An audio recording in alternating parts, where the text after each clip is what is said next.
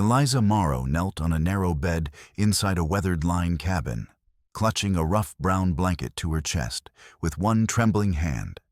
The buffalo robes beneath her still held the chill of a body dragged half dead from a river. Her body, she realized with a jolt that made her stomach clench and her breath catch like a trapped bird. A smoking kerosene lantern hung beside a tiny window, no larger than a bread box, throwing unsteady gold light over warped plank walls that leaked wind through every crack. The straw mattress smelled of dust, old sweat animal musk, and something else she could not name, something wild and foreign to a woman raised in a white clapboard house in Cincinnati. In her right hand, she gripped a hunting knife, the point leveled at the throat of the man standing near the door. He was tall, easily 6 feet, dressed in fringed buckskin, stained with hard travel, and darker marks she suspected were blood. A long war bonnet of white and black tipped eagle feathers rose from his head, almost brushing the rafters, each plume moving slightly in the draft. Bone hairpipe and intricate beadwork hung over a lean chest that rose and fell with controlled breaths. His hands were empty and spread wide, palms facing her in wordless promise. But his eyes, dark as river stones, never left her face. "You come one step closer, I cut you." Eliza rasped, her voice raw from river water and panic. The Lakota warrior flicked his eyes toward the window. Through the warped glass, Eliza saw endless prairie turning silver under a rising moon, and farther off small moving shapes, horseback riders with torches combing the distant ridge like hunting wolves. "They are hunting you," he said in careful English, each word chosen with precision. "And they hunt me. If you shout, they hear. You want them to find you, widow."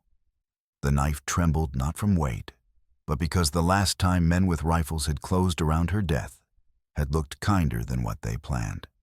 She had walked into the Sweetwater River with stones sewn into her mourning dress, closed her eyes, and let the current take her down where Edward Harrow could never follow. Instead, she had woken here bare beneath borrowed robes, with a warrior watching her as if she were wild prey that might bolt or bite. Outside, riders shouted, "Check the line shacks. Harrow wants her breathing or not. He don't care which." The blanket slipped. Eliza yanked it higher, knuckles white on the knife hilt. "Why did you pull me out?" she whispered. His gaze held hers. "Because you were drowning. And because the men chasing you would have done worse than let you die." Truth settled over her like stone. She had seen what Harrow's men did to women who ran the bruises, the broken teeth, the way they walked afterward, as if their bodies no longer belonged to them. Slowly, breath by breath, Eliza lowered the blade. Not far, just enough it no longer pointed at his throat. He crouched near the door, making himself smaller, less threatening. "My name is Chayton. I pulled you from the river 2 hours ago. Your dress is drying outside.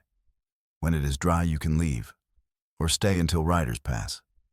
Your choice." "My choice." Eliza repeated the words foreign. She had not had choice in 3 months, not since Andrew died, and Harrow locked her upstairs with other widows, calling it protection. "Yes." Chayton said something fierce in how he said it. "Your choice." For the first time since black water closed over her head, Eliza Morrow began to believe she might survive the night. The story of how Eliza came to be here began 6 months earlier, spring 1878, when she and Andrew boarded a Union Pacific train in Cincinnati, bound for Wyoming Territory. Andrew Morrow had been a physician, gentle, bookish, better suited to lecture halls than frontier violence. But the panic of 1873 had ruined his practice, and the dream of land, of their own land, 160 acres under the Homestead Act, had burned in him like fever. He answered an advertisement from Edward Harrow, Passage West. Employment guaranteed, homestead opportunity, respectable families only. The language had been reassuring. It had not mentioned that Harrow's enterprise was built on a ledger of human lives bought and sold like livestock. The journey was brutal. Train to Cheyenne, then freight wagon over roads that were ruts carved into stone. Andrew treated dysentery, broken bones, a woman who miscarried twins, and bled until the wagon boards ran red. Eliza learned to cook over open fire, sleep on ground, hard enough to bruise through blankets, ignore stares from men who looked at her like merchandise. Ruby Ridge, when they arrived, was a mining camp clinging to a scarred valley like a tick on a dying dog. 24 structures, canvas tents, log shacks, a saloon with peeling red paint, and a sire's office with barred windows, and Harrow's house, 2-story frame, painted white, absurdly genteel, overlooking the muddy street like a judge presiding over a hanging. Andrew went to work treating miners for silicosis, broken limbs, extracting bullets, setting bones. Harrow was effusive, offering whiskey, promising the homestead claim could be filed once they settled accounts for passage and board. It seemed reasonable hardship pioneers endured before prosperity.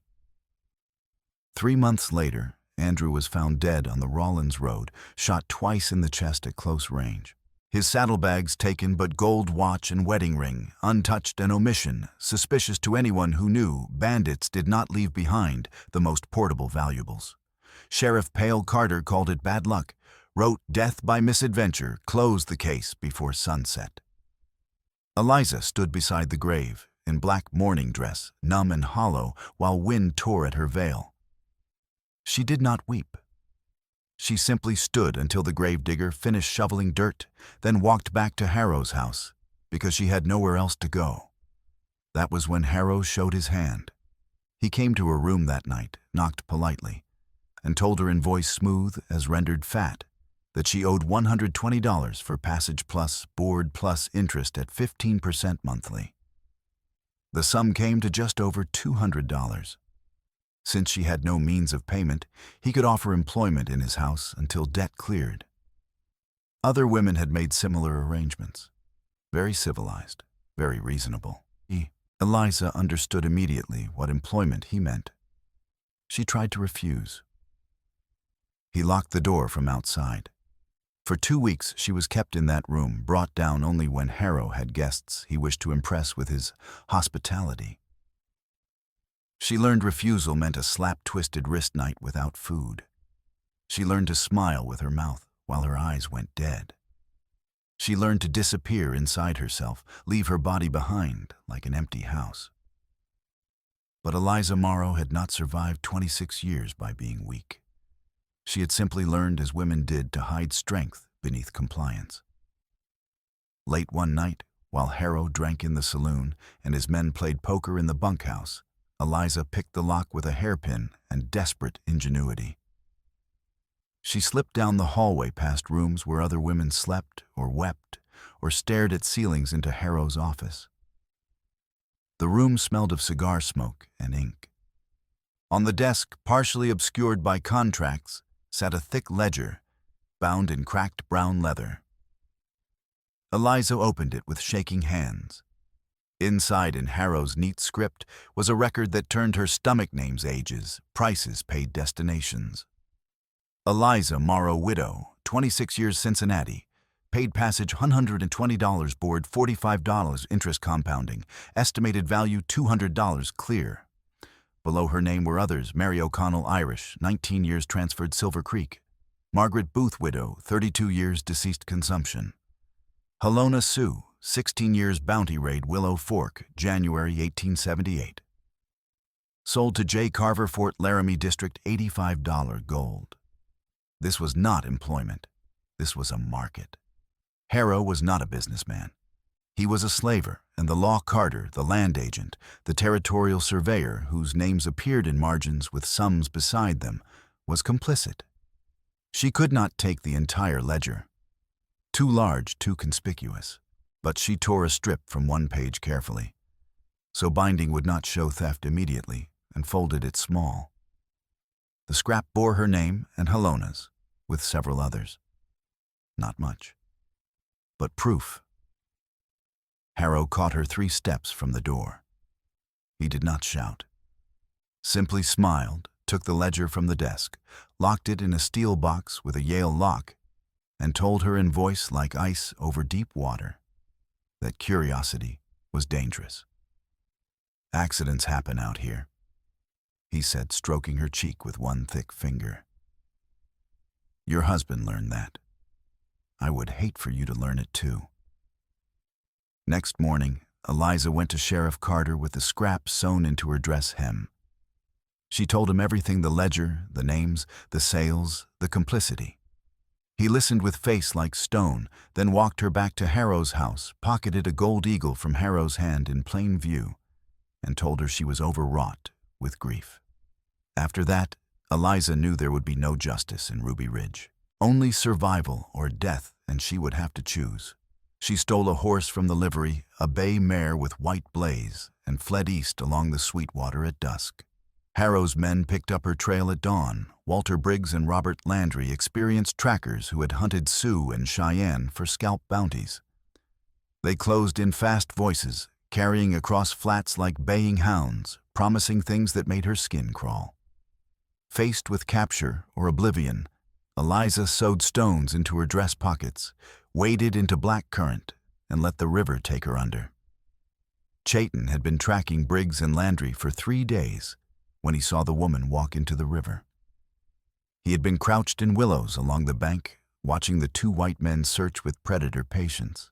He had been waiting for the right moment to put a bullet through Briggs's skull. The man had led the raid on Willow Fork Winter Camp that took Chayton's sister. But then he saw movement upstream, a woman in dark dress moving with slow, deliberate gait of someone who had made peace with death.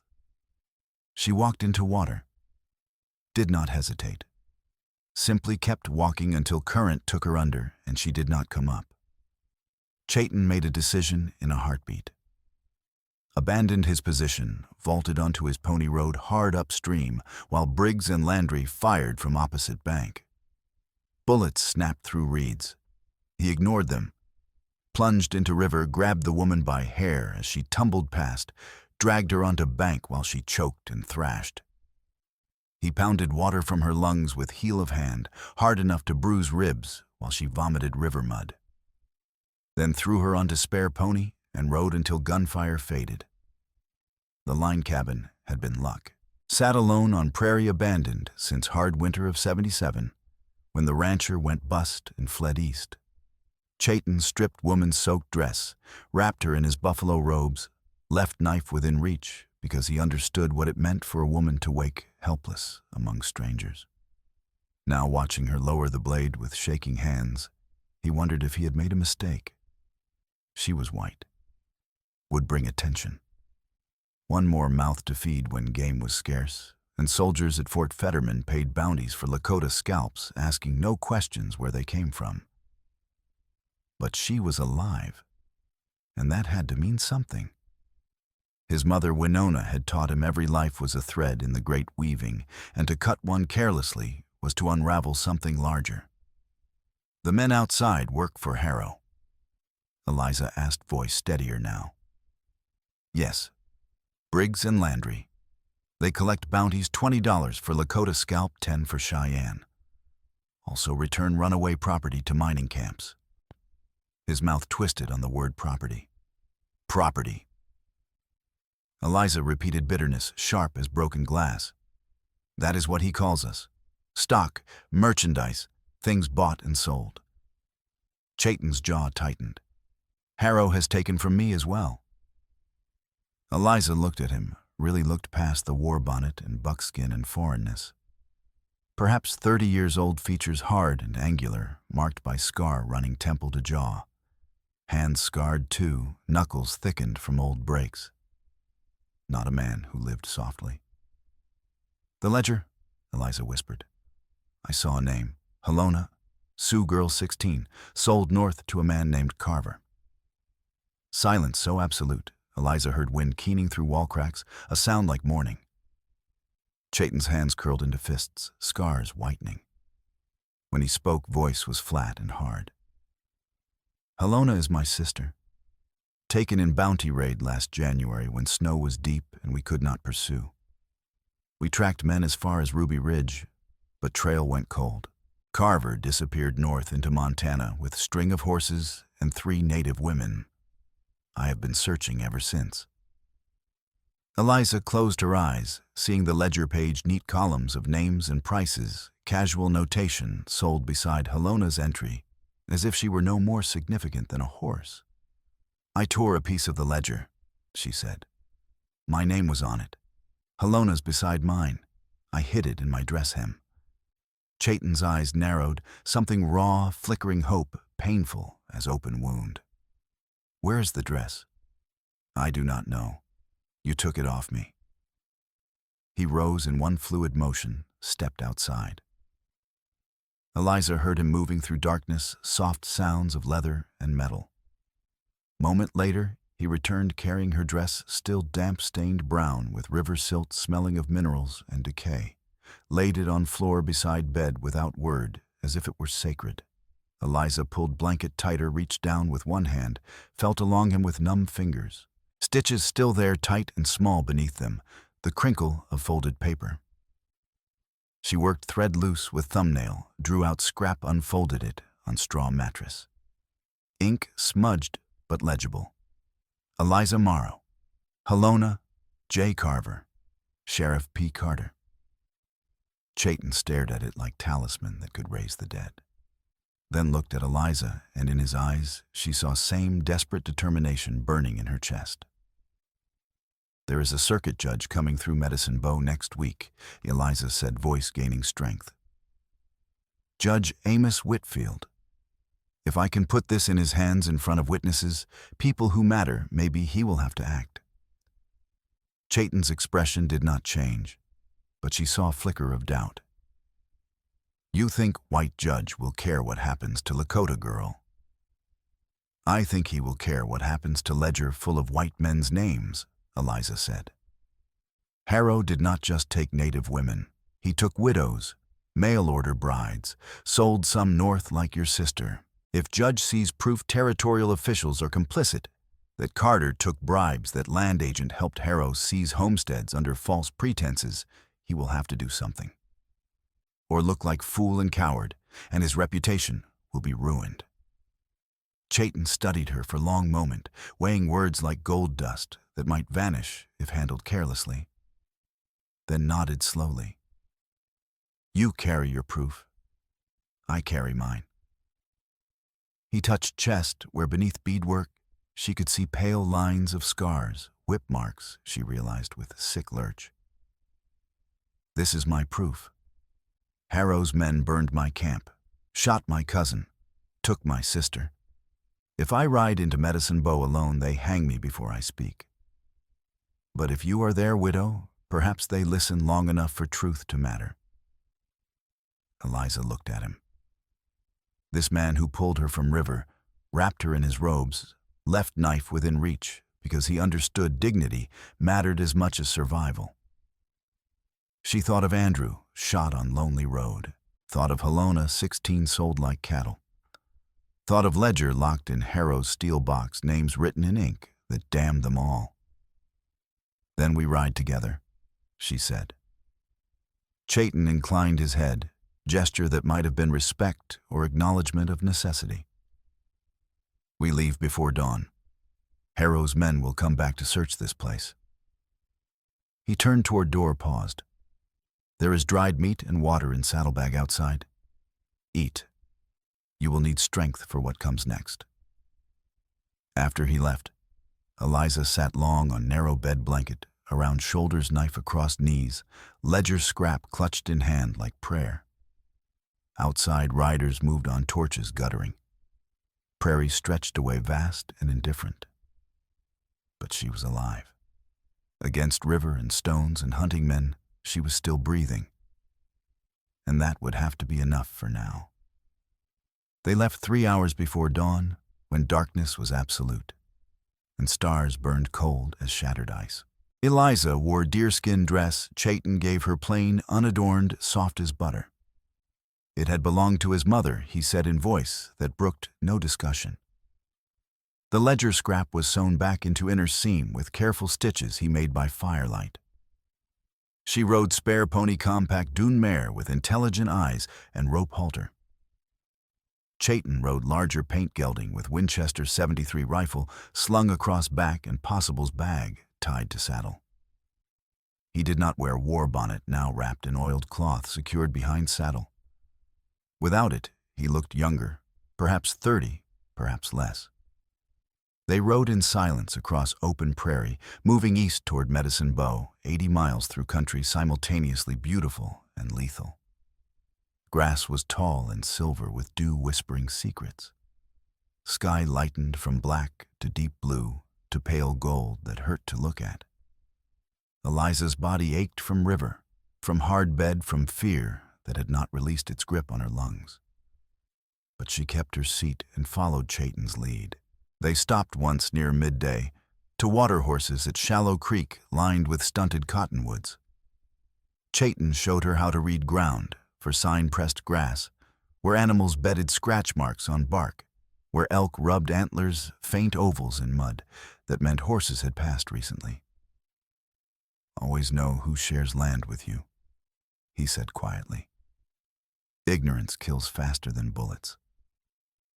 Eliza nodded, filing information away, with desperate focus of woman being educated in survival. That afternoon, as sun climbed and heat pressed down like physical weight, Chayton pulled horse to stop, gaze fixed on horizon behind them. "What is it?" Eliza asked quietly. "Riders, 2, maybe 3, following our trail." Eliza squinted, saw nothing but grass and sky and heat shimmer. "How can you tell? Dust and way birds lift. They do not rise unless something disturbs them." She saw it then, faint smudge against pale sky, distant scatter of crows lifting like thrown stones. Fear coiled in belly, cold and familiar.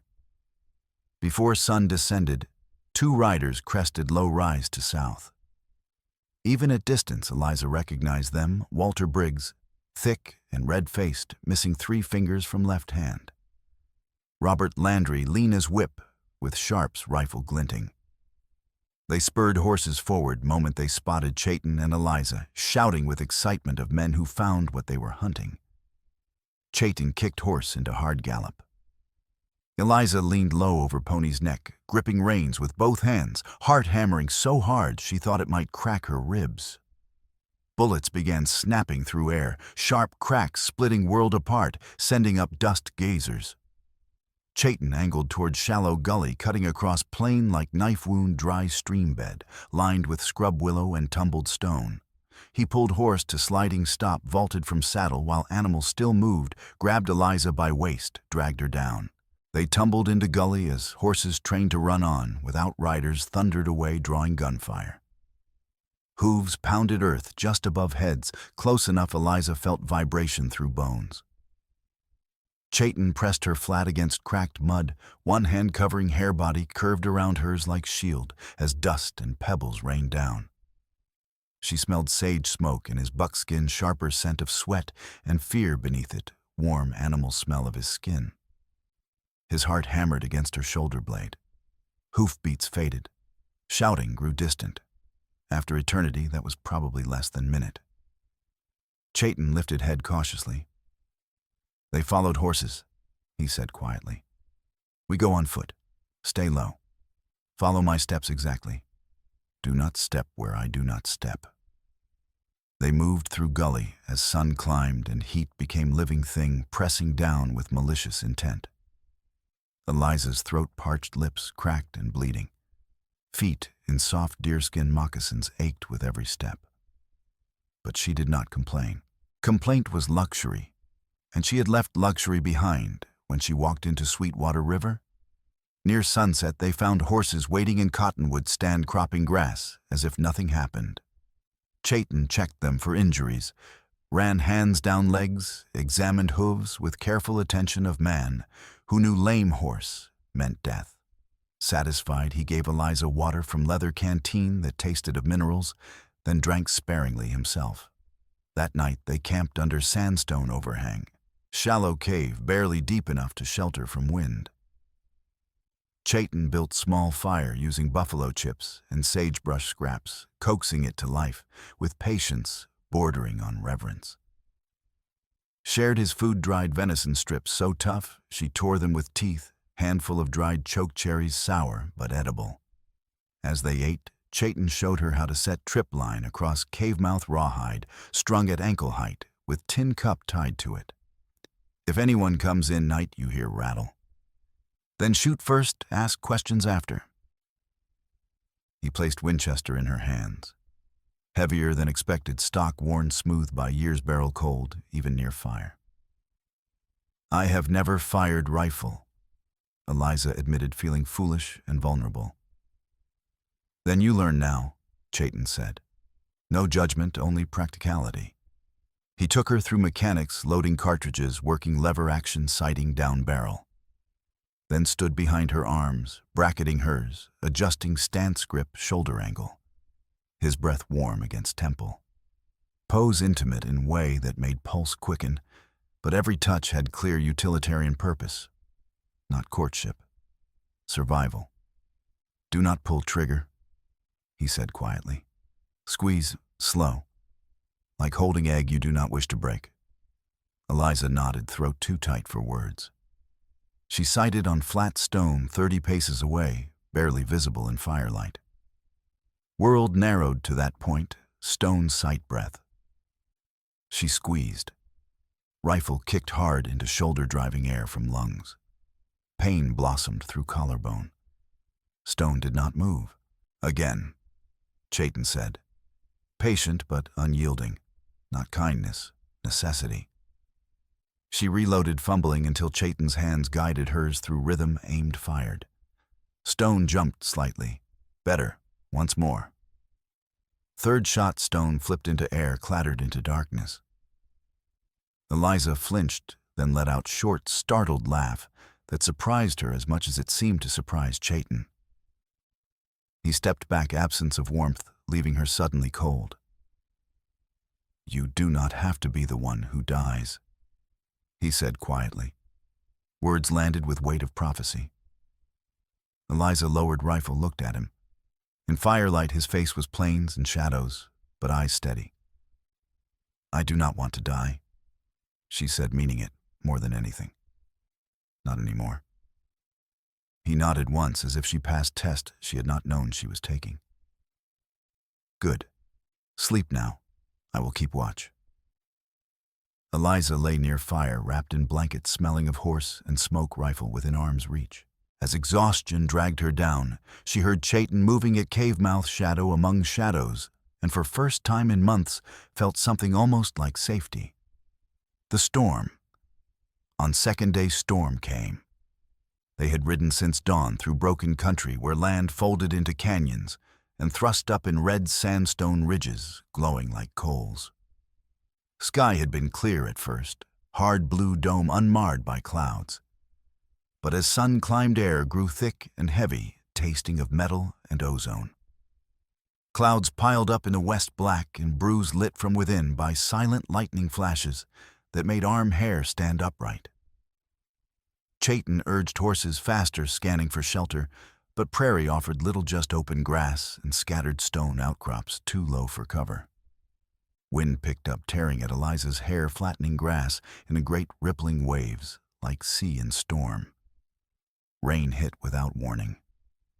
One moment air still, next it was solid wall of water, so thick Eliza barely saw Chayton's back, 5 feet ahead. Lightning cracked across sky close enough to leave afterimages burned into vision, jagged white scars against eyelids. Thunder followed heartbeat later, sound so deep it seemed to come from earth's bones. Horses screamed and bolted. Eliza clung to Pony's mane, fingers tangled in coarse hair as animal ran blind through deluge. Could not see where they were going. Could not hear Chayton calling, could only hold on and pray horse would not step into hole and break leg and send her tumbling into mud to be trampled or drowned. After what felt like hours but was probably minutes, Pony slowed and stopped, sides heaving. Eliza slid from its back on shaking legs. They were in narrow canyon walls rising steep on either side. Water poured off rocks above in sheets, turning canyon floor into churning torrent. Chayton appeared out of rain like ghost, leading his horse. Braids plastered to skull, buckskin shirt clinging to body. He grabbed Eliza's arm, pulled her toward dark opening in canyon wall, A cave shallow, but better than nothing. They dragged horses inside, tethered them to scrubbed juniper growing from stone. Crack collapsed near back wall. Water poured off them in rivulets. Eliza's teeth chattered so hard she bit tongue-tasting copper. Chayton built fire with hands that shook from cold, using dry tinder wrapped in oilcloth from Possible's bag. Flames feeble at first, barely enough to push back dark, but he nursed them with breath and patience until they steadied and grew. For a long time, neither spoke. Storm raged outside. Relentless, indifferent reminder land did not care if they lived or died. Eliza huddled near firearms, wrapped around knees, shivering despite heat. Finally, when worst cold had passed, Chayton spoke. "My mother was killed last April," he said. Voice flat, stripped of emotion, but Eliza heard abyss beneath. "Bounty hunter named Corcoran shot her outside our lodge. She was carrying water from creek. Did not even have knife. He shot her for scalp bounty, $20 territorial rate, and rode away laughing. I found her in dirt with water jug broken beside her." Eliza turned to look at him, face half in shadow, half in firelight, and in that uncertain illumination she saw grief with no bottom. "I tracked Corcoran for 3 weeks. Chayton continued, voice still flat, still controlled. "Found him in saloon in Rollins, drunk and boasting about squaws he killed. He laughed when I walked in. Said he did not remember which one I was talking about. There had been so many. I killed him with his own skinning knife. Slit his throat, left him bleeding on floor. Then I ran because law does not ask why Lakota kills white man, only that he did." Eliza's throat tightened. "I am sorry," she whispered, knowing words were an adequate drop of water offered to man dying of thirst. Chayton shook his head. "Do not be sorry. Be angry. Anger keeps you alive. Sorrow makes you careless, makes you want to stop fighting. I cannot afford to stop fighting, not until I find Helona." Eliza looked at her hands, still trembling despite fire. Nails, broken palms, blistered from gripping reins. "Andrew died because he found Harrow's ledger." She said, words coming slowly, painfully, like pulling arrows from wound. "He had been treating women Harrow kept upstairs for fevers, injuries, things I did not want to know about. He grew suspicious, started asking questions. One night managed to get into Harrow's office when it was left unattended. Harrow had been drinking, I think, or perhaps distracted by deal. Andrew did not steal ledger. Too cautious. But he copied names and figures onto paper scraps, hid them in medical bag. He wrote to Dr. Carolyn Moss in Medicine Bow, told her what he found, asked if she knew anyone who might help gather more evidence. 3 days later, he was shot on road." Voice broke.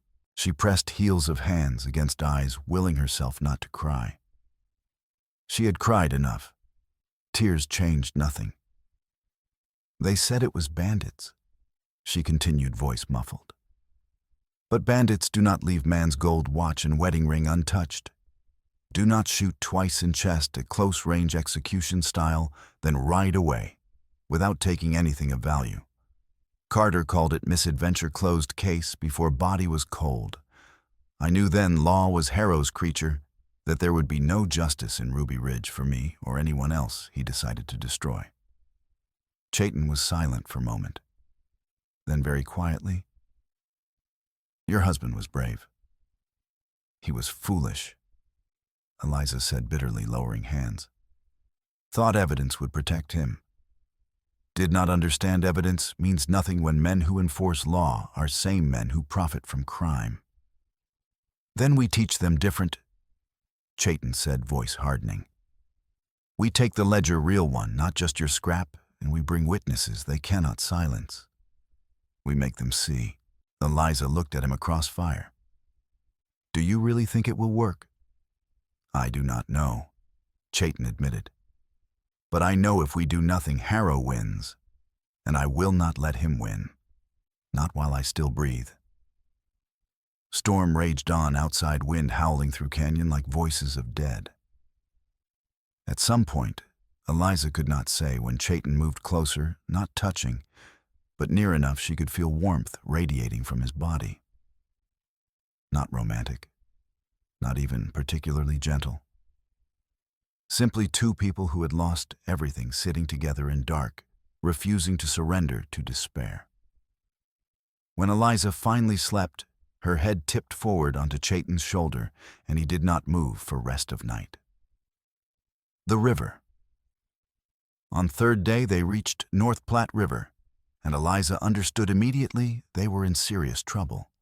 River was swollen from storm running high and fast, color of old blood mixed with clay. Debris tumbled in current branches, uprooted trees, bloated carcass of pronghorn spinning slowly in foam. Usual ford, Chayton explained, was 3 feet deep in summer. Now looked closer to 15 feet current, strong enough to sweep horse off its feet. "We cannot cross here," Eliza said, staring at churning water with sick twist in stomach. "We must," Chayton replied, voice tight. "Harrow's men half-day behind us. If we go downriver looking for calmer crossing, they catch us on open ground. Here, at least, canyon walls give some cover. If we try to cross this, we will drown."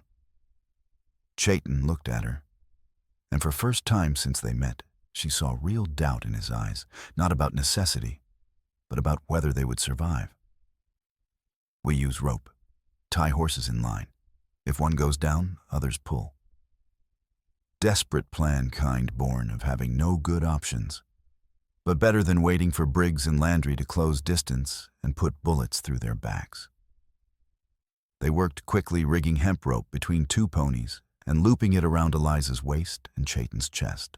Arrangement simple: Chayton would lead on larger horse, Eliza follow on dun mare, and middle pack pony bring up rear.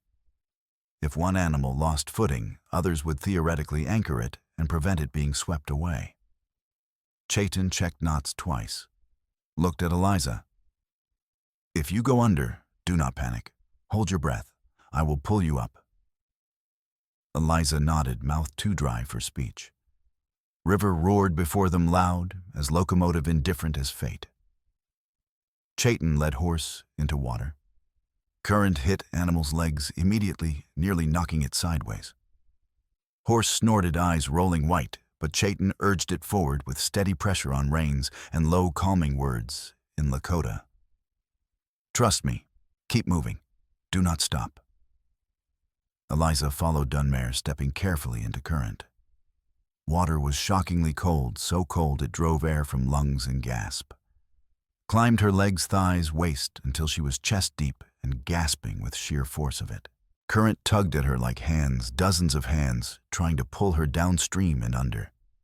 They were halfway across Chayton's horse-struggling pack pony, beginning to panic when rope snapped. Eliza did not see what broke it. Submerged log, perhaps, or sharp rock hidden beneath churning foam, or simply sheer pressure of current against 3 horses and 2 people fighting for lives.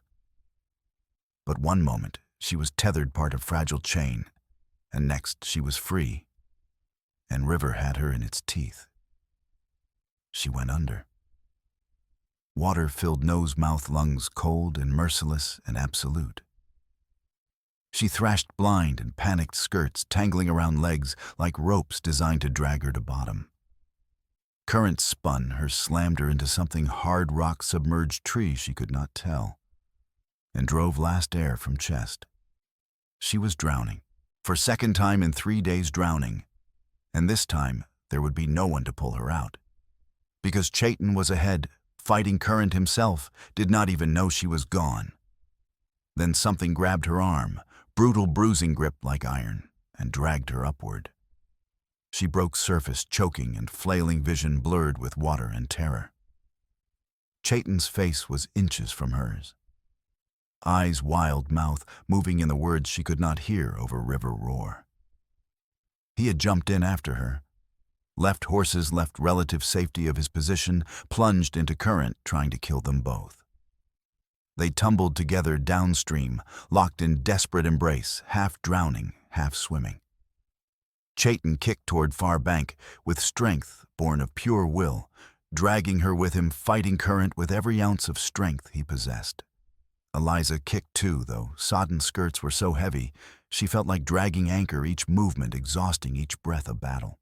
They traveled half-mile downstream before Chayton's boots finally found purchase on gravel bar. He hauled Eliza up onto stones, collapsed beside her, lay gasping like landed fish chest, heaving face gray with exhaustion. For a long moment, neither moved. Simply lay on cold stones, coughing up river water bleeding from dozen small cuts where rocks tore skin alive by thinnest margins. Finally, Eliza rolled onto side, looked at him. Braids plastered to skull face, pale beneath bronze eyes closed. "You jumped in," she said hoarsely, voice barely more than rasp. Chayton opened eyes, turned head to look at her. "Yes. You could have died. So could you. I was dying. Then I was not going to let you die alone," he said simply, no drama in voice, no grand declaration, just statement of fact, plain and unadorned as stones beneath them. Something cracked open in Eliza's chest, something locked tight since Andrew's death. Not love, not yet, not quite, but foundation upon which love might someday be built, trust absolute and unshakable forged in crucible of shared survival. "Thank you," she whispered. Chayton nodded once, and then sat up slowly, wincing. "We need to find horses, and we need to move.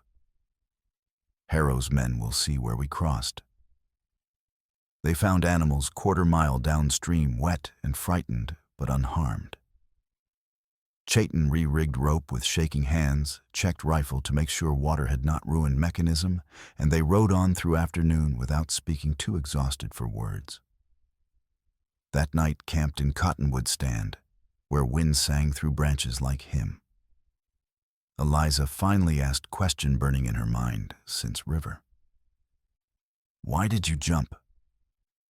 Chayton looked at her across small fire, expression unreadable. Then said very quietly, "Because you matter, and because no one should have to drown twice." It was, Eliza thought, as she wrapped herself in blanket and closed eyes, most romantic thing anyone had ever said to her, not in spite of its simplicity, but because of it. Medicine Bow. They reached Medicine Bow on 5th day, riding into town at dusk when shadows were long, and streets emptied of all but most determined drinkers. Town was larger than Ruby Ridge sprawl, of clapboard buildings and canvas-roofed stores following Union Pacific rail line like parasites on host. Smoke rose from dozen chimneys, carrying smell of coal frying bacon, human waste. Wanted posters fluttered on posts near livery, and even from distance Eliza could see Chayton's name or version of it, misspelled and accompanied by sketch looking nothing like him, but close enough to get him killed. They agreed Eliza must enter alone. Chayton would wait in Cottonwood Grove, along Sage Creek, hidden from road. Her destination was Dr.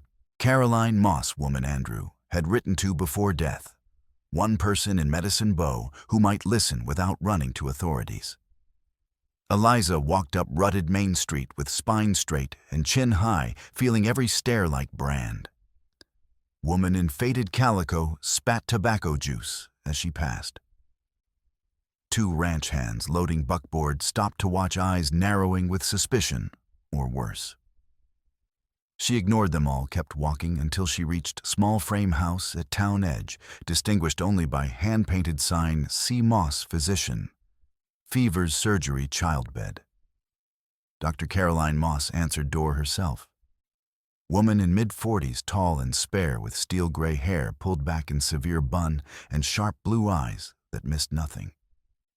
Wore man's work shirt with sleeves rolled to elbows and leather apron stained with what Eliza hoped was iodine. Hands, though clean, bore yellow stains of carbolic and scars of lifetime spent with scalpel and needle. She looked Eliza up and down, deerskin dress moccasins, bruises on arms, raw determination in eyes, and said without preamble, You are not here for medicine. No, ma'am, Eliza replied. I am here because I need someone who will listen to truth. Caroline stepped aside. Then you had better come in. Interior small but scrupulously clean, smelling of carbolic and strong coffee. Wooden examining table dominated one corner. Shelves lined walls filled with glass bottles bearing Latin and English labels, laudanum, quinine, mercury chloride, camphor spirits. Caroline gestured to chair near cast-iron stove, poured 2 tin cups of coffee so strong it could strip varnish. Eliza sat and with trembling hands unpicked stitches in dress, drew out ledger scrap. Unfolded it on table between them. Ink badly smudged from 2 river crossings, but names still legible. Eliza Morrow. Halona, J. Carver. Sheriff P. Carter. T. Whitcomb, land agent. Caroline read by lamplight, mouth tightening into bloodless line with each name. When finished, set down coffee cup with sharp click. This is not hearsay. This is evidence. Edward Harrow keeps full ledger locked in steel safe in his office at Ruby Ridge. Eliza said, voice gaining strength. This only fragment, but proves what he does, what they all do. Judge Whitfield arrives tomorrow on afternoon train. If I can place this in his hands, in front of witnesses, young ranch hand burst through back door without knocking, face-flushed words tumbling. Doc Moss, there's Lakota pony tied behind your house, saddled and everything. Caroline's face went very still. Go home, Billy. But Billy did not go home. Ran straight to sheriff's office, and within 30 minutes, Sheriff Pale Carter arrived with 6 armed men, ragtag assembly of deputies, ranch hands, anyone he could deputize with promise of bounty money. They fanned out toward Sage Creek, moving with grim efficiency. Gunfire erupted almost immediately, sharp cracks echoing off surrounding hills. Chayton, positioned in cottonwoods, returned fire with careful precision, aiming for legs and shoulders, wounding, but not killing, because he understood every dead white man would tighten noose around his neck. In chaos and gun smoke, he slipped away along creek bed, vanishing like smoke on wind. But Carter left 2 deputies stationed outside Caroline's house with rifles across laps, and Eliza understood with sick certainty she was now prisoner. That night, Sheriff Carter came to parlor. Broad man with thinning hair, florid face, and self-satisfied smile that came from years of unchallenged authority. Did not remove hat when he entered, deliberate insult to Caroline's status as both woman and physician. Doc, he said, voice oozing false reasonableness. You know I have utmost respect for your work in this community, but harboring dangerous fugitive known raider could cost you more than medical license, could cost you this house, maybe your freedom. Caroline's hand never left double-barreled shotgun leaning against mantelpiece. I harbor no one, Sheriff. I treat sick and injured. That is my calling and legal right under territorial law. Carter's gaze shifted to Eliza, something ugly in eyes, recognition, calculation, proprietary contempt. And who might this be? A patient. She looks healthy enough to me. Then perhaps you should have eyesight examined, Caroline said coolly. I can recommend spectacles. There is optician in Cheyenne who does excellent work. Muscle jumped in Carter's jaw. He took 2 steps closer to table where ledger scrap lay half hidden beneath linen towel. Hand moved toward it with casual confidence of man accustomed to taking what he wanted. Caroline cocked both hammers of shotgun with sound like bones breaking. Touch that paper, Sheriff, and you will leave my house in pieces. Carter froze. Eyes darted between shotgun and Caroline's face, calculating odds. Finally stepped back, smoothing vest with hands that trembled slightly, whether from rage or fear, Eliza could not tell. Lakota out there shot 2 of my men, Carter said, voice tight. Wounded them. If I find proof you helped him, If I find out you knew he was there and did not report it, there will be legal consequences. Then I suggest you find your proof and stop wasting my time." Caroline replied, "I have patience to see in morning." Carter stared at her for a long moment, then turned on heel and left boots heavy on porch boards. But his men stayed outside, and through window, Eliza could see glow of their cigarettes in dark, like eyes of wolves circling wounded deer. The box. Hour before dawn, train whistle cut through darkness, long mournful sound of civilization arriving, whether wilderness wanted it or not. Judge Amos Whitfield was arriving early full day, ahead of scheduled circuit, and Carter wasted no time. He and most of his men rode hard for depot, eager to shape narrative before anyone else could speak. Chayton used Gap in surveillance. He materialized in Caroline's kitchen like ghost, moving so silently, even Caroline, frontier physician for 20 years, gave small gasp. Buckskin torn face streaked with mud, fresh cut along jaw still weeping blood. But eyes clear and burning with purpose. Eliza, unable to sleep, was already dressed ledger scrap sewn back into bodice. Seeing him alive, seeing he had evaded Carter's men, that he had come back, made something tight in her chest finally loosen. Caroline wasted no time on pleasantries. Climbed onto chair, retrieved battered metal deed box from top pantry shelf, set it on kitchen table with heavy thud that raised dust. Inside were letters, deeds, other documents she had collected over years' paper trail of frontier community sins. She laid out Andrew's letters one by one, movements precise and deliberate. "Your husband wrote to me 3 times, she told Eliza. First 2 letters cautious, asking about health of certain women, expressing concern about treatment. But third, unfolded sheet covered in Andrew's tight, meticulous handwriting. Third, written in haste. He had seen something frightened him badly." Eliza took letter with shaking hands and read Caroline. "I have confirmed my worst suspicions. EH maintains ledger comprehensive record of transactions that would damn half-territorial government if brought to light. I could not remove book itself lock formidable, and H, not careless man, but managed to copy several pages while he was occupied with cattle buyer from Cheyenne. Names include Carter Whitcomb, even territorial surveyor Maddox. They are not merely complicit, they are partners in this enterprise. I have taken precautions. Filed homestead claim in Eliza's name alone, using provision in 1862. Act that allows widows to inherit land directly. If anything happens to me, she will have title to 160 acres along Willow Creek land AH has been trying to seize through fraudulent debt claims. Paperwork is with Registrar Hollings in Cheyenne, who I believe to be honest. If this letter reaches you, and I do not, please tell Eliza that I letter-ended there, final sentence unfinished ink trailing off, as if Andrew had been interrupted or run out of time or courage." 3 days later, he had been found shot on Rawlins Road. Eliza pressed letter to chest, tears burning behind eyes, but refusing to fall. Andrew had known, had tried to protect her, and they had murdered him for his trouble. "There is more," Caroline said quietly.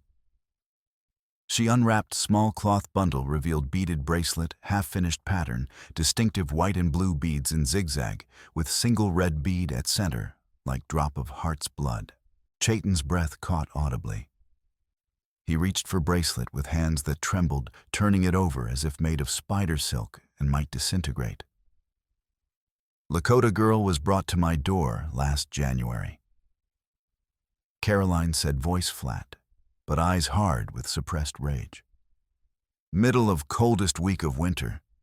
Rope burns on both wrists, bruises around throat, and she was bleeding from—" She stopped, glanced at Eliza, continued. "She had been badly used. Harrow was on my porch arguing with man named Carver, big fellow scar from knife fight across left cheek. Harrow wanted money back, said girl was damaged goods. Carver paid him in gold. Eagles dragged her away while she screamed. She dropped this in struggle. Before they took her, she looked back at me and said in broken English, "Tell my brother I tried to run home." "Helona?" Chayton whispered. Thumb traced red bead at center design he had taught sister when she was 10. "She's alive." "She was alive in January," Caroline corrected gently. "Where she is now, I cannot say. Carver was heading North Montana Territory, I heard. But men like him move often and use many names." Chayton closed eyes, and Eliza saw throat work as he swallowed something that might have been grief or rage or both. When he opened eyes again, they were dry but blazing with renewed purpose. "The ledger will tell us," Eliza said. "If Carver bought her, Harrow will have recorded where transaction took place, where Carver was headed, perhaps even where he planned to sell her next. Harrow is meticulous about accounts how he avoids getting caught, every transaction documented." "Then we go to Ruby Ridge," Chayton said, voice hard as flint. "We take ledger, we bring it back here, and we put it in Judge Whitfield's hands before Carter can bury it." Caroline looked between them, expression grim. "You understand this likely to get you both killed. Harrow is not fool. He will have guards. Office will be locked. Even if you get inside, cracking safe will take time you do not have." "Then we do not crack safe," Eliza said, idea taking shape even as she spoke. "We make Harrow open it for us." 3 pairs of eyes turned to her. "Harrow is businessman," Eliza continued, voice gaining confidence. "His weakness is not carelessness, it is greed. If we can convince him there is transaction worth opening safe for, he will do it himself. And once open, we take everything." Chayton finished. Desperate plan built on assumptions and hope. But hope, Eliza was learning, was sometimes only weapon powerless possessed. They were not going alone. Waban, Chayton's cousin, joined them despite half-healed bullet wound in shoulder, still weeping clear fluid when he moved too quickly. He was lean young man of perhaps 25, solemn and watchful, with scar running temple to jaw and eyes that had seen too much death. He spoke little but hands steady on Winchester, and he moved with practiced silence of man who had hunted and been hunted entire life. Matthias Keller joined as well, gaunt German immigrant whose daughter Greta had vanished 2 years prior after answering mail-order bride advertisement from Harrow's agency in St. Louis. Matthias had been searching ever since, following cold trails from Kansas to Wyoming, growing thinner and more hollow-eyed with each dead end. He knew mining roads, forgotten trails, places where small group could move unseen. His eyes held flat, patient look of man who had already accepted he would die, but was determined to take enemies with him. 4 of them widow, in deerskin Lakota, warrior, with price on head, wounded cousin, grieving father, rode out of Medicine Bow at dusk. Mismatched company bound together by loss and furious refusal to accept injustice as inevitable. Ruby Ridge, the trap. Took them 2 days to reach Ruby Ridge, traveling by night through red rock canyons and sleeping in hidden draws during day. Matthias led them along abandoned mining roads, trails used to haul ore in early days, but now overgrown and forgotten. They saw no one. Land was vast and empty, indifferent to their mission. On second night, they crested rise and looked down into valley, where Ruby Ridge clung to existence. Town, exactly as Eliza remembered, mean-scarred, dominated by Harrow's white house on hill and sprawling mine office complex beside it. Lanterns glowed in windows. Smoke rose from cook fires. From this distance looked almost peaceful, like daguerreotype of frontier life. Eliza knew better. They made camp in ravine, mile east of town, went over Plan 1 final time. Eliza would approach mine office at dawn, when Harrow was usually going over previous day's accounts. She would tell him she had come to negotiate, that she had information about rich claim near South Pass, about to be abandoned due to disputed title, and for percentage she could help him file on it before anyone else knew available. kind of scheme that would appeal to Harrow's instincts, borderline legal, dependent on insider knowledge, profitable if executed quickly. Once he opened safe to retrieve cash for down payment, Chayton Wobbin and Matthias would come through back entrance. They would take ledgers free any women held in scullery retreat before Harrow's men could organize response. Plan with dozen failure points. But all they had. Eliza approached mine office just after dawn, heart hammering so hard she could feel it in throat. Building larger than she remembered sprawling structure of rough-cut timber and corrugated iron built into hillside with mine itself. Guards stood at main entrance, two hard-faced men with rifles and bored expressions of men who had held same post too long. They recognized her immediately. One grinned, showing teeth stained brown with tobacco. "Well now, little widow who went swimming. Boss has been wondering when you'd turn up. Says you still owe on account." "I am here to settle it," Eliza said, keeping voice level despite fear clawing at lungs. "I have business proposition for Mr. Harrow. He will want to hear it." Guards exchanged glances, then one shrugged, jerked head toward door. "Your funeral, lady." They searched her roughly hands, lingering longer than necessary, but found nothing because she carried nothing. Ledger Scrap was back at Ravine with Chayton. She had only wits and desperation. Interior dim and hot, lit by oil lamps and smelling of ink tobacco and acrid tang of blasting powder from mine. Edward Harrow sat behind massive oak desk bulk, settled into leather chair creaking under weight. Thick man, broad across shoulders, with face that might once have been handsome but had coarsened with age and indulgence. Eyes small, sharp, calculating eyes of man who measured everything in terms of profit and loss. When he saw Eliza, he smiled. Not pleasant expression. "Mrs. Morrow," he said, voice smooth as rendered fat. "How enterprising of you to return. I had assumed Sweetwater would keep you, but apparently you are more resilient than I gave you credit for. Do come in. We have much to discuss regarding your outstanding debt, which has, I should mention, continued to accrue interest during your absence." Eliza forced herself to walk forward, meet his eyes without flinching. "I am not here about debt, Mr. Harrow. I am here to offer you opportunity." Eyebrows rose. "Opportunity, how intriguing. Do go on." She told him lie. She had rehearsed mining claim near South Pass, disputed title about to be resolved in favor of elderly prospector.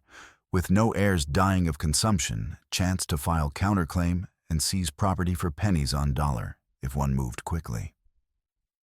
Kept voice steady, story plausible, knowing men like Harrow heard such proposals constantly and had developed instincts for separating viable schemes from desperate fantasies.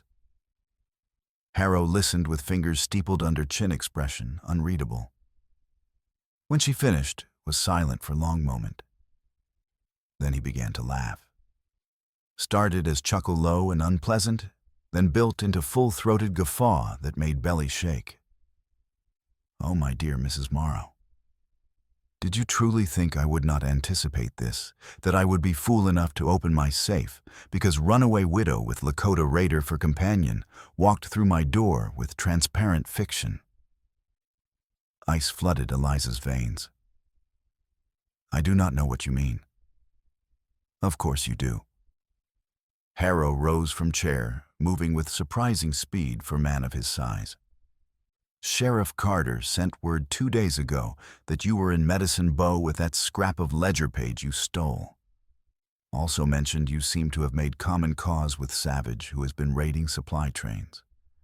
Required no great leap of logic to deduce you would attempt to retrieve full ledger, hoping to use it as evidence. I have been waiting for you, Mrs. Morrow. In fact, I have been counting on it." He walked to window, pulled aside heavy curtain. Outside in yard, Eliza saw armed men, at least dozen, positioned behind cover rifles trained on building. And beyond them, being marched toward waiting wagon with hands bound, were 3 figures, Chayton Wobbin and Matthias.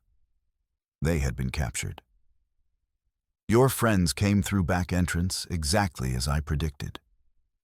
Harrow continued tone, almost congratulatory. I left it unlocked specifically for that purpose. They are currently learning that altruism is poor substitute for intelligence. Eliza's mind raced, panic threatening to drown ability to think. Plan had failed. Worse than failed, been anticipated, countered, turned against them. They were trapped, and now Chayton and others would die because of her desperation. As for ledgers, Harrow continued, returning to desk. They are no longer in my safe. Moved them 3 days ago to secure location in Cheyenne. What you would have found, had you succeeded in this ridiculous venture, was empty box. Though I suspect disappointment would have been brief, as you would all have been shot immediately thereafter. He sat back down, regarded Eliza with something almost like pity. You are a clever woman, Mrs. Morrow. In different circumstances, I might have found more profitable use for you than simple brothel work. But you have caused me considerable inconvenience. And more importantly, you have cost me money. Women you helped escape disruption to operations, attention you have drawn. All of this has price. I am afraid you will spend very long time working off that debt. As will your Lakota friend, though his labor will be of different sort. There are mines in Montana that pay well for expendable workers, and Indians are particularly expendable. Eliza felt world narrowing to single point of absolute clarity. There would be no judge, no testimony, no justice. Harrow had won because he was smarter, more ruthless, and controlled every lever of power in this corner of territory. Unless... The scullery, Eliza said suddenly. You still have women locked in scullery. I saw them when I was here before. Harrow's smile faded slightly. What of it? If ledgers are in Cheyenne, you no longer need them here. But women are evidence. Living evidence. Judge Whitfield will be in Medicine Bow for 3 more days. If someone brings him, those women tells him where they came from, shows him conditions they were kept in your word against theirs, might not be enough to convict you, but will be enough to launch investigation. Territorial governor will have no choice but to act, especially if newspapers get hold of story. Even if you destroy every ledger page, you cannot destroy 24 witnesses. For first time, genuine anger flickered across Harrow's face. Those women will say nothing. They know what happens to women who speak against me. They will speak if they are protected, Eliza said, voice gaining strength. If taken directly to Judge Whitfield, if testimony recorded by court clerk, if reporters from Cheyenne Leader are present, you cannot silence them all.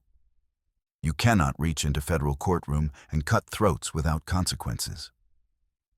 Harrow stared at her, and Eliza saw calculations running behind his eyes. He had won immediate battle, but she had just shown him path to losing war. You are bluffing, he said finally, but voice lacked conviction. Am I then? Test me. Keep us all here. See what happens when Caroline Moss, who knows everything, fails to hear from us and goes to Whitfield herself. See what happens when a federal judge asks the territorial governor why a respected physician is being held in irons and starts prying into the trade in women that has been running under the sheriff's nose. You have money and influence, Mr. Harrow, but you do not control everything, and you know it. Silence stretched between them like taut wire. Outside guards becoming restless, sensing something amiss. Finally, Harrow said, What do you propose? Release women in scullery, all of them. Let them go with us to Medicine Bow.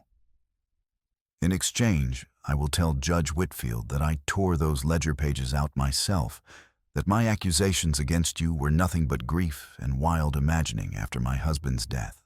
I will say that every tale of buying and selling women was a lie born of sorrow, that I was simply looking for someone to blame. I will recant everything. Women will be too frightened to speak without my testimony to support them, and your operation can continue. It was lie, of course. Eliza had no intention of recanting, but she needed Harrow to believe it long enough to make mistake. Harrow studied her for a long moment, then shook head slowly. "No, you are too clever by half, Mrs. Morrow. I do not believe you will recant, and I do not believe women will remain silent if given chance. But you have given me idea for better solution." He walked to door, called out, "Bring them inside, all four of them." Chayton, Wobb, and Matthias, and now fourth figure Caroline Moss, hands bound, bruised, darkening cheek, were shoved through door. Caroline's eyes found Eliza's, and in them, Eliza saw not fear, but grim determination. "Dr. Moss was kind enough to attempt rescue," Harrow said. "She rode out from Medicine Bow with shotgun and remarkable amount of courage. Regrettably, courage is no substitute for good tactics.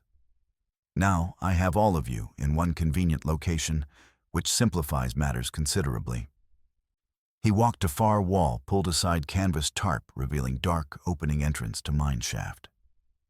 This particular shaft, deemed unsafe 2 years ago due to unstable supports and poor ventilation, goes down approximately 300 feet, connects to several lateral tunnels, all prone to collapse. Tragic accidents occur in such places with distressing frequency. I suspect by time anyone thinks to search this particular shaft, if anyone ever does, there will be little left to identify. Eliza's blood turned to ice. He was going to bury them alive. However, Harrow continued, "I am not unreasonable man. Dr. Moss, you have been thorn in my side for years, treating people I would prefer remain desperate enough to accept my terms. You will go down first. Mrs. Morrow, you will follow. Men will be dealt with separately. There is bounty on Lakota after all, and I see no reason not to collect it before disposing of body." 2 guards grabbed Caroline, began dragging her toward shaft. She fought, twisting and kicking, but they were stronger. "Wait!" Eliza shouted. "Wait! There is another way." Harrow turned to her, eyebrows raised. "Oh, the ledgers?" Eliza said, mind racing. "You said you moved them to Cheyenne, but you are a careful man, Mr. Harrow. I do not believe you would move all records to single location where one fire or theft could destroy everything. You kept copies, or perhaps kept originals here and sent copies to Cheyenne. Either way, you have more leverage than admitting. Use it. If you kill us, you make us martyrs. But if you destroy us legally, if you use ledgers to prove we are criminals, that we attempted fraud and extortion, that Lakota raider and accomplices tried to rob you, then you win completely. We are discredited, imprisoned, or hanged, and your operation continues without even whiff of suspicion. Desperate gambit, transparent attempt to buy time. But Harrow's ego was weakness, and Eliza was betting he could not resist opportunity to demonstrate superiority. Harrow considered, fingers drumming on desk, then slowly smiled. "You make interesting point. Very well. I will show you just how thoroughly you have lost." He walked to steel safe-spun combination lock with practiced ease, pulled open heavy door. Inside, as Eliza had desperately hoped, were ledgers, 3 of them bound in cracked leather, stuffed with loose papers and correspondence. And in that moment, with Harrow's attention focused on safe and guards watching prisoners, Chayton moved. He had been waiting for opening, conserving strength, and now exploded into action. Bound hands came up and around rope, looping over nearest guard's throat. He yanked back with brutal force, cutting off air using man as shield, as second guard fumbled for rifle. Waban, despite wounded shoulder, threw himself at guard, holding Caroline. They went down in tangle of limbs. Matthias, moving with cold efficiency of man who had nothing left to lose, grabbed heavy ore sample from desk, brought it down on third guard's skull with sickening crunch. Chaos erupted. Men shouted. Guns fired, deafening in enclosed space. Eliza dove for floor as bullets punched through wooden walls. She crawled toward safe, toward ledgers, knowing if she could reach them, everything changed. Harrow saw her lunged bulk surprisingly fast. Hand closed around ankle, yanking her back. She kicked at face with free foot, felt heel connect with nose. He roared, blood streaming, but grip tightened. Then Chayton was there, guard's rifle in hands, stock swinging in vicious arc, catching Harrow across temple. Big man went down like felled tree, stunned, but not unconscious. "The books!" Eliza screamed. "Get books!" Chayton grabbed all 3 ledgers and loose papers, shoving them into canvas sack. Waban had freed Caroline, who now held guard's pistol in both hands, face set in lines of pure fury. Matthias stood over Harrow with bloody rock, clearly debating whether to finish job. "No," Eliza said, grabbing his arm. "We need him alive. Dead man cannot testify." Outside, more guards coming, drawn by gunfire. They had perhaps 30 seconds before building surrounded. "The shaft," Chayton said, looking at dark opening. Harrow had threatened to throw them down. "It connects to mine workings. If we go down, we can come up through different entrance." "Are you insane?" Caroline demanded. He said it was unstable. "He also said there were multiple tunnels," Chayton countered. "Which means multiple exits. We go down, navigate by touch, come up somewhere they are not expecting, or stay here and die." Terrible plan. But as bullets began slamming into office walls and shouts outside grew louder, it was only plan. They went down into dark. The descent. The shaft was nightmare made real. Crude wooden ladder descended into absolute blackness, rungs slick with moisture and rot. Chayton went first, rifle slung across back canvas sack with ledgers tied to belt. Waban followed, favoring wounded shoulder. Then Caroline, then Matthias. Eliza came last, heart hammering so hard she thought it might burst through ribs. Above them, guards shouted at shaft entrance, arguing whether to follow or simply seal opening and leave them to die slow death in dark.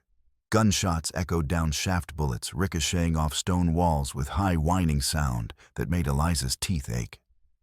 They descended, down, down, down into Earth's bowels. Air grew thick and stale, tasting of minerals, and something rotten Eliza did not want to identify. Water dripped from unseen ceiling, cold droplets landing on head and neck with irregular rhythm designed to drive person mad. After what felt like hours but was probably 20 minutes, Chayton's voice came up through dark. "Level tunnel. We go sideways now. Stay close. Do not lose sound of person in front of you." They moved through lateral tunnel, bent double, where ceiling pressed low hands, trailing along rough stone walls. Complete darkness. Eliza had never experienced darkness so absolute, as if light had never been invented, as if God had forgotten this corner of creation. Behind them, faint shouts and lantern glow. Guards had decided to follow. Race now. Could they find exit before pursuers caught them? Could they navigate maze of tunnels without getting lost in labyrinth that would become their tomb? They moved faster. Stumbling, falling, hauling each other up by touch alone. Caroline gasped. Something about bad air warned they were moving into section where ventilation had failed. If they stayed too long, they would simply fall asleep and never wake. Then, Waban ahead in line, let out sharp exclamation in Lakota. Chayton responded urgently. "Another shaft. Goes up. I see daylight." Daylight. Words so beautiful Eliza wanted to weep. They climbed. This ladder worse than first, rungs broken in places, entire sections missing. Waban nearly fell when rung gave way beneath boot, saved only by Chayton's iron grip on wrist. They hauled him up, kept climbing. They emerged through collapsed section of old mining claim, half-mile from main office complex, blinking in afternoon sun like creatures born from Earth. Behind them, shouts of frustrated guards still searching tunnels. They did not stop to celebrate. Ran for ravine where they had left horses mounted and rode hard for Medicine Bow. They carried the ledgers, all 3 of them, and Edward Harrow, unconscious and bleeding, tied across Matthias's saddle like trophy deer. The reckoning. They reached Medicine Bow at dusk, horses lathered and exhausted. rode straight to courthouse where Judge Amos Whitfield was holding evening session on land disputes. Burst through doors 4 riders, 1 bleeding prisoner, and 3 leather-bound ledgers that would shake territorial government to foundations. Judge Whitfield was lean man, with silver hair and sharp eyes. He took one look at seen Caroline Moss with shotgun and bruised face Eliza in torn deerskin dress holding ledgers like sacred texts, Chayton with rifle and Lakota braids. Harrow bleeding and cursing, and said calmly, "Bailiff, clear the courtroom. I believe we have urgent matter requiring immediate attention." Sheriff Carter arrived within minutes, face florid with rage demanding Chayton and Wabon be arrested immediately. "Those men are wanted criminals. Raided supply trains, shot my deputies, harbored runaway property." Sheriff Whitfield said in voice like ice, "You will be silent, or you will be removed." Eliza stepped forward. "Your Honor, these ledgers belong to Edward Harrow.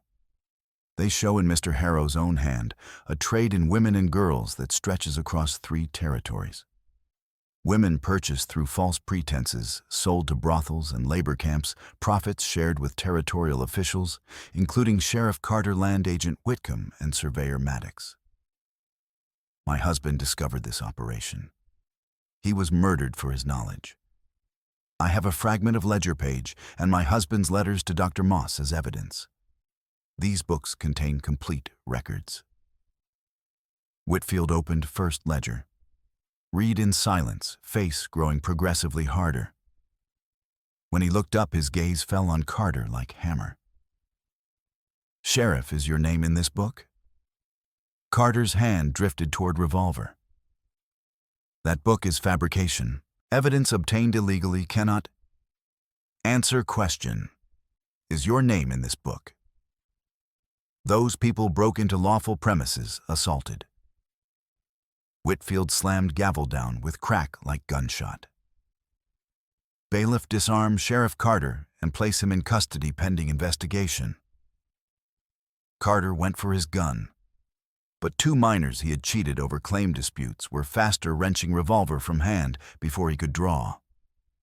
Under Judge's order, Carter was shackled right there in courtroom. Whitfield turned to Eliza. "Mrs. Morrow, I need witnesses. Living witnesses who can testify to what occurred." "The women," Eliza said. "Harrow keeps women locked in scullery at mine office. 2 dozen at least. Native women widows, mail-order brides who never consented. If you send federal marshals now, before Harrow's remaining men destroy evidence..." Whitfield dispatched 3 marshals immediately, with orders to secure mine office and bring all women to Medicine Bow under protective custody. They returned next morning with 23 women. Some white, some native, all bearing marks of captivity, rope burns, bruises, hollow eyes that had seen too much. Among them, barely visible at back of group, was young Lakota woman, with hacked short hair and beaded bracelet on wrist. Chayton saw her, made sound like wounded animal. Pushed through crowd, and Halona saw him and broke into run, throwing herself into his arms while he clung to her as if she were last solid thing in world coming apart. The trial. Formal hearings took 3 weeks.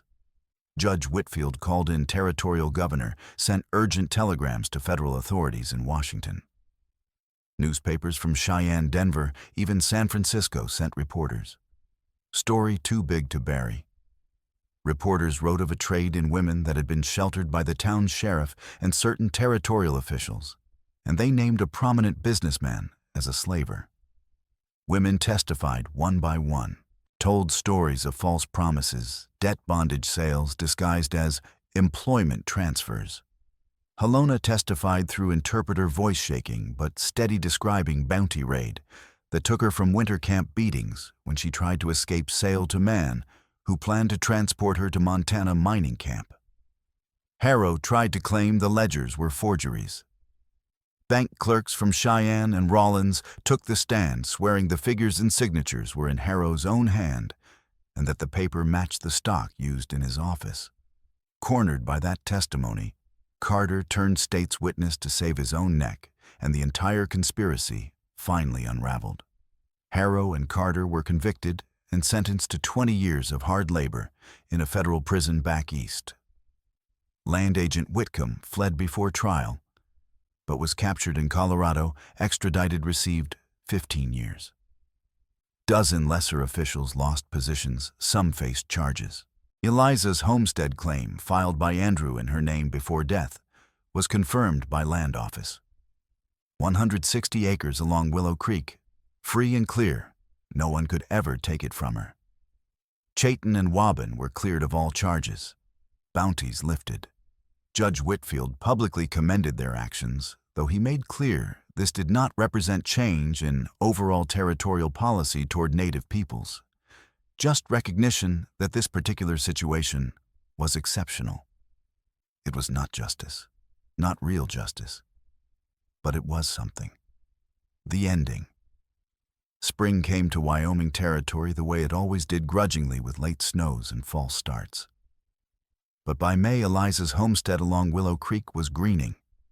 She had raised cabin with help from neighboring farmers, some curious, some grudging, all wary but willing to lend hands to women who had exposed Harrow's operation and freed their daughters, sisters' wives from his grasp. Cabin was rough-cut pine tar paper roof, oiled paper windows. Not beautiful, but solid. And hers.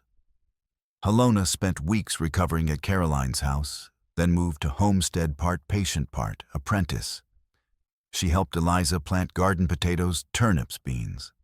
Showed her which riverbank plants could be boiled into medicine, which roots were edible, which should be left alone. Her hands, once bound with rope, grew steady again. Her voice, tentative at first, grew stronger with each passing day. Chayton moved between Lakota camp at Willow Fork and homestead, bringing cut boards for fencing smoked venison when hunting went well. He no longer wore war bonnet on Eliza's land, just braids and plain headband. Less likely to draw nervous fingers toward triggers. Matthias Keller never found his daughter Greta. But the ledgers at least told him the bitter truth: she had died of fever 2 years prior, while being transported north, and had been buried in an unmarked grave near Fort Laramie. With Eliza's help, Matthias had body exhumed, reburied properly with stone marker bearing her name and dates. Then he returned to Kansas to make peace with past. One evening in early June, Eliza, Chayton, and Halona worked together, setting fence posts along Lower Field. River slid past in dusk, quiet now, but promising hard flood come July. Air smelled of turned earth and wood smoke. Meadowlark sang its descending trill somewhere in distance. Eliza held post steady while Chayton drove it into ground with wooden maul. Halona mixed mud and gravel to pack around base. They worked in companionable silence, kind that came from shared labor and shared survival. When last post was set, they stood back to admire work. Not much, just line of rough cedar stakes strung with rope, but it marked boundary, and boundaries mattered in place where law was still being written. That night, they sat on rough porch steps, sharing thin stew and bitter coffee. Halona dozed against doorframe, head tipped back, face finally at peace. Lines of fear had not vanished, but had softened. She was no longer line in ledger. She was sister who had come home and girl learning to choose her own path. Chayton watched her for a moment, then looked at Eliza. When she is stronger, she will decide where to live. Camp. Here. Somewhere else.